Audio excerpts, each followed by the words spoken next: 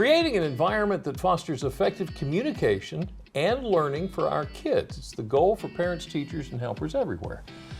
We can probably agree that it's not always the simplest task. Yeah, even with modern technology and a seemingly endless amount of online resources, we struggle with finding the exact kind of support we're looking for when it comes to our kids, especially if they have special needs. Well, giving these kids an opportunity to feel safe and comfortable at home in their learning spaces, well, that's critical. And one children's book series is aiming at that very thing. With us this afternoon is Elizabeth Eskow Bortz. She's an author and speech language pathologist. She's also the owner of Sensory Books by Lizzie. Thanks for coming down here. Thank you so much for having me. Love having you here.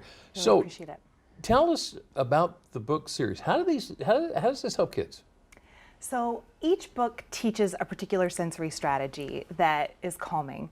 So for a child that may be sensory seeking, so they need to move around a lot and they're feeling rather overwhelmed or dysregulated, each strategy helps them focus. They're easy to use strategies, so it doesn't require you to go buy something. The strategies that I'm teaching in the book series, you can use just directly with your hands. And it provides a variety of tips and strategies that parents and teachers can use to make an immediate difference. So how did you, I guess, get into this? Is this part of the speech and pathology tract, or? Yeah, good question. So two of my passions have always been sensory and language. And pairing the two together has made such a significant difference. You know, I find that if we only focus on sensory and don't help set the child up with communication to help express how they're feeling or to get those sensory needs met, we're really not setting them up for success. And if we only focus on language and don't meet their sensory needs, they're not really ready to learn. Sure. So pairing the two together makes an impactful difference. So can you show us how this? Yeah, I'd love to. Absolutely, absolutely, absolutely. Who would like to volunteer? Can I do it? Yes, Yeah. absolutely. Okay, I'll do it. Absolutely. Over there? Yeah, please Okay. do. Okay, Please so do. Jimmy's Come going to right go over there. over to the couch there. Excuse me, pardon me. And this is how you incorporate the I guess, iPads as well? Right, so there's a variety of different communication systems out there. This is by the PRC Saltillo company, but there's a ton of communication solutions out there. And what parents can do, is they can model words for children. So they could say, if they like the strategy, they could ask for more, or they could say that they want to stop, or that they really like it. Okay. And obviously the parents can be modeling lots of other words as well.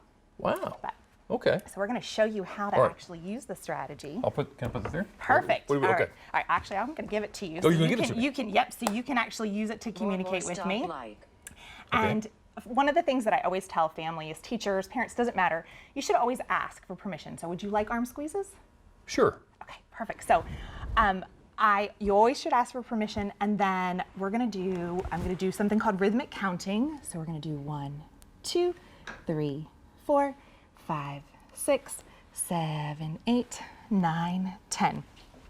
And did you like that, or do you want to stop? And I could say that I liked it. Like it. Okay. Would you like some more? Sure. Why not? All right. So we do it again. 1, 2, 3. And if that 4, becomes too much, 5, Stop. 6, and then you would stop. You would honor it immediately. So you saw how quickly you caught onto that, and you've never yeah. seen this device before. Okay. So when you have consistent placement of words and you set up communication opportunities that are meaningful to the child, they learn language really quickly. that's amazing. Okay, so how do you tie this into the books? So the books themselves have a getting started and a helpful tips pages. And each of those goes over kind of some of those pieces. Like you approach someone, you approach them with your palms up. You ask for permission, but then you incorporate rhythmic counting, which is what I was doing So there. literally how to do it. It literally shows them how to do it. It shows how to set up opportunities, how to teach the words that are targeted in the book.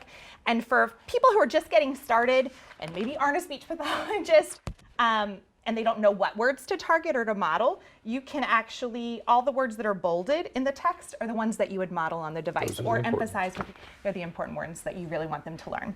But I really felt like it was important that kids of all ability levels, both neurotypical and neurodiverse, are represented in these. So I love that Hawkins the Hedgehog, which was named after my mom's family, and my Uncle John, he uses a communication device to communicate, and I really want more representation for children. So you've got 3 out. I'm gonna go back over there. Yeah, You've got 3 absolutely. of them out, and do you have any more on the way? Excuse me. I do. So I have 2 additional ones in the works. I have Morgan the Monkey Needs to Swing and Faith the Fox, which is probably one of my all-time favorite strategies.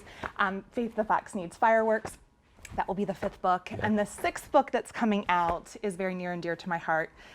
It's in honor of my sister, Christy. The Cricket Needs to Crawl. So I can't wait for that one to come out. That one's extra special. Well, that's wonderful. Elizabeth Eskow Bortz, thank you so much for coming in and telling us about this. And of course, we'll have a link so that folks can get more information and find out where they can get the books. Thank you. Thank you so amazing much stuff. for having me.